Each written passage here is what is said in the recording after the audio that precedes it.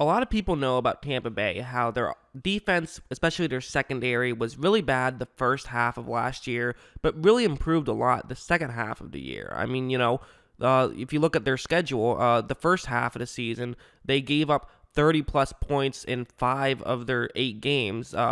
In 6 of which the final score had 30 on the board. One of those was because of a Jameis Winston interception. But they had given up 30 points in 6 of 8 games. But the last 8 games, in terms of what their defense gave up, they didn't give up 30 points at all. So, definitely an improvement. Again, a couple of those have 30 on the board. Those are because of Winston pick sixes. So what happened with the weird up and down nature? For one thing, one interesting positive stat towards Tampa Bay in terms of defensive backs is that if you look at their 2 best defensive backs in terms of passes defense, you have Carlton Davis and you also have Jamel Dean. No pair of cornerbacks had more passes defense in the entire season. That was the highest. So, okay, positive there. 2 defensive backs who do a good job of knocking the ball down. Now, the Green Bay Packers with Jair Alexander and then with also Kevin King, they came within 1. So, okay, pretty close right there. 1 more pass defense for Tampa Bay. So they were about the same, right? Well, I mean, not exactly. I mean, if you want to look at total snaps, the number 1 guys on each board, Alexander had over 1,100 total snaps, and Carlton Davis had over 900 total snaps. Also, Kevin King himself, he also had over 900 snaps, so that seems to be about where they all are at. And then Jamel Dean, who was right up there with them, had just 372 total snaps last year. And yet somehow, even with that, he had 17 passes defensed, which was 5th most in the NFL. And also, you noticed how I talked about the difference between the first half of Tampa Bay's season and the second half of Tampa Bay's season? Well, Dean only played in 1 game of the first half of that season, so he was definitely a big part of the turnaround, right? He must have been great right when he came aboard. Well, not exactly. His first game against Seattle, he gave up 155 yards and he gave up 9 receptions along with 3 touchdowns. An absolutely brutal performance and statistically one of the worst performances of the season. I mean, let's just get into what went wrong from the start and then we'll get into what went right. And I really should get into it by now because I've blabbered on for quite a bit. What's going to happen on this play is that it's going to be a cover 1 blitz, and that's what they did a lot. Honestly, as much as I do like Bowles as a defensive coordinator, this was probably his worst game against Seattle. And what's going to happen is that there's 2 Seattle receivers who are going to be running across each other like that.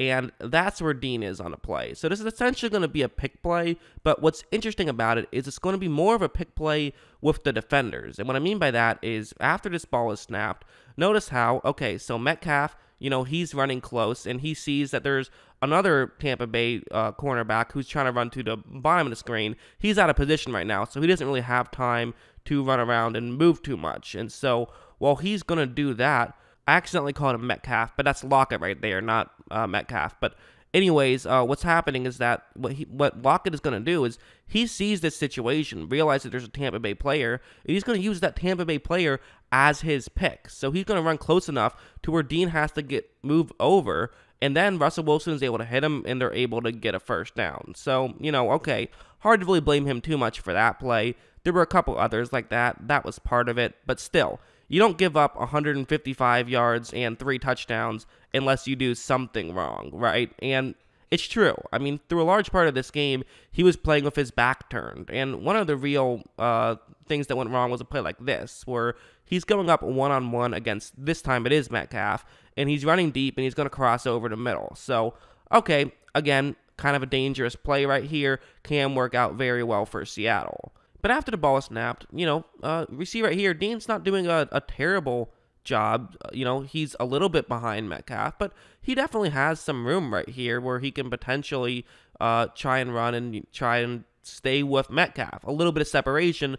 If there's a perfect throw, you can get it in there. But at this point, he's looking pretty good. But what you're going to see Metcalf do is he's going to make a very quick fake as though he's going to be cutting back towards the bottom of the screen and then go to the top of the screen.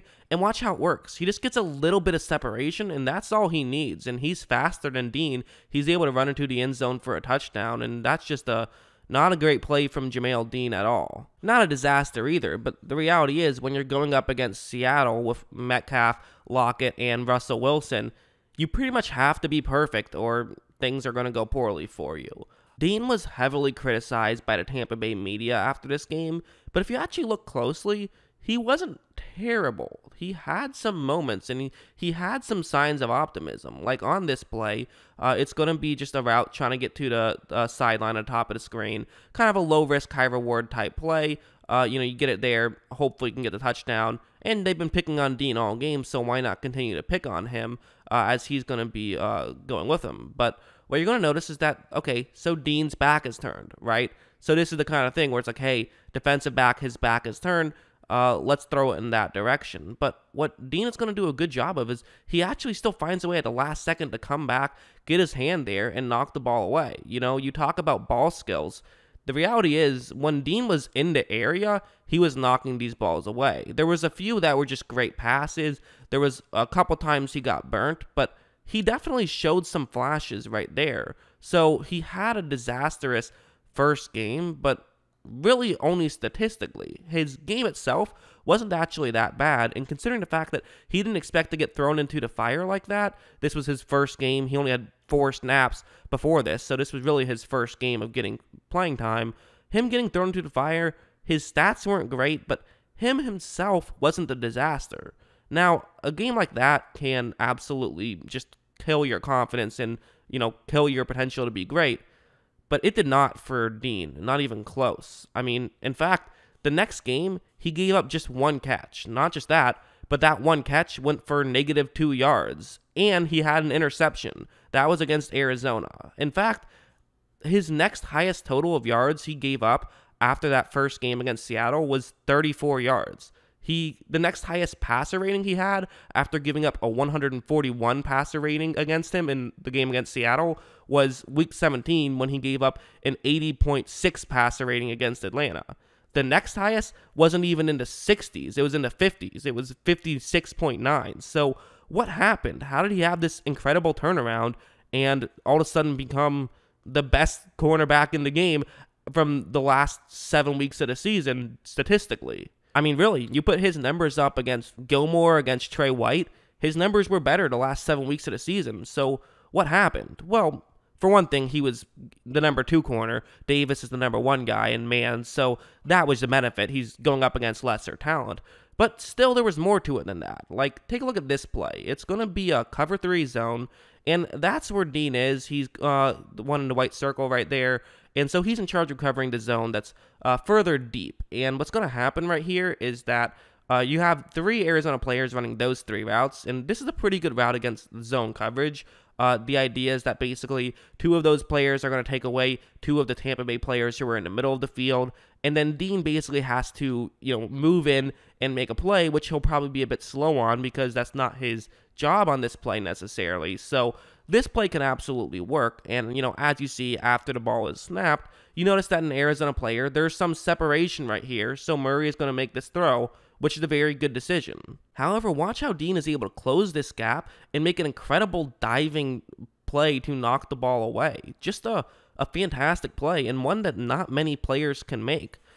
Just really a tremendous play. This one's another one where what's going to happen is that this is that 1 catch I talked about.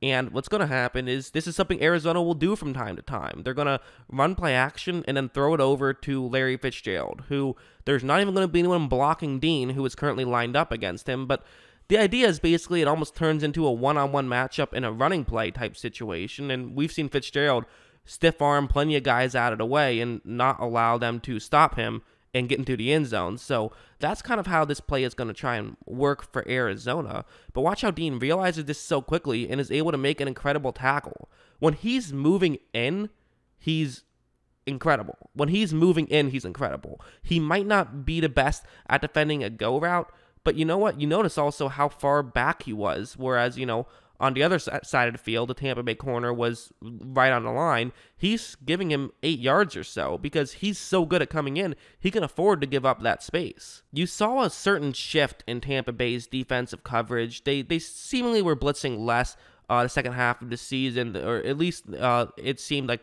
they were picking their spots more. They definitely played a lot more zone coverage, and with Dean, he was not playing press coverage almost at all after that first week in Seattle. They were saying, listen, don't be afraid of giving up a 3-yard completion in front of you, which even those were not too easy.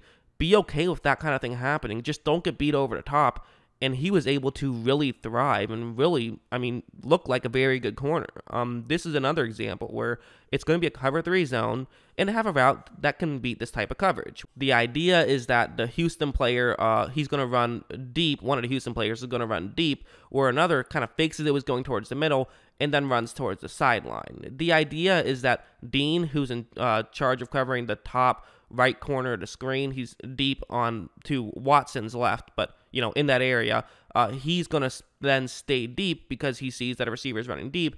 But then when the other receiver cuts towards the sideline, there could be some separation. But what's going to be interesting right here is that Tampa Bay, Dean calls something out right away, and they just both switch right there, where they say, hey, the safety in the middle, you run over and you cover the guy who's cutting towards the sideline. So for Watson, he's going to say, okay, well, if you're going to do that, I'm going to take a shot deep, which makes sense. I mean, you see a receiver is closer to the inside than Dean, has a chance to get further deep. And so, Dean, not necessarily a blazing fast guy, so it kind of makes sense to make this type of throw. However, watch how Dean is going to close on this play. He doesn't allow any separation, leaps up better than Kenny Stills there, and makes the interception. I mean, just again, his ball skills are incredible, and it kind of reminds me of something that Bruce Arians said, where he said, don't fall in love at the combine. You might see some guys who can run a faster 40, who can, bench press more, but at the end of the day, it's all about who can play football the best. And Dean is the kind of guy where if he's in an area where it's a jump ball, I would not want to be a guy trying to make a catch because he can just knock it away so well, which is just so valuable. And he really, he does look very incredible at times, and it's really kind of an interesting story. There were 93 players who were selected before him in the draft. He was a 3rd-round selection, but at the end of the day, he was also someone who was named to Pro Football Focus's all-rookie team, for example. He's someone who he had one of the more incredible seasons as a rookie, and he seemingly was only getting better week after week. I also didn't even mention you have Sean Murphy-Bunting, who was another cornerback that they had who looked pretty good out there and at times really good as well. He was a 2nd-round rookie last year, so him and Dean both looked really good. They have Davis, who is a solid corner. They might not have that true number 1 guy, but at the same time they might, because I think Dean, given this system, I think he would probably be an elite zone corner. That's not a ton of what Tampa Bay likes to do, but at the end of the day, I think he could be really good at that. And I do think that he's the kind of guy where, if he could turn into that defensive back number 1, well, Tampa Bay could really make some noise next year. I mean, they already have a great front 7, maybe the best front 7 in the NFL. And so when you add on to a developing young core for the secondary, the safety could be a little bit, there's a question mark there. Antoine Winfield, I think they drafted him last year, or they just drafted him. He should be good. So a lot of young guys in that secondary, but at the same time, this is a team that is good and getting better, and I think Dean could be a key piece of this, even, more so than the big additions that everyone's talking about. Brady's going to be bigger, obviously, but other than that, I think how Dean develops could end up being just a huge deal. But that's just what I think. What do you guys think? Let me know in the comments below. What are your thoughts on Jamel Dean? Always love hearing from you. And of course, as always, thanks for watching.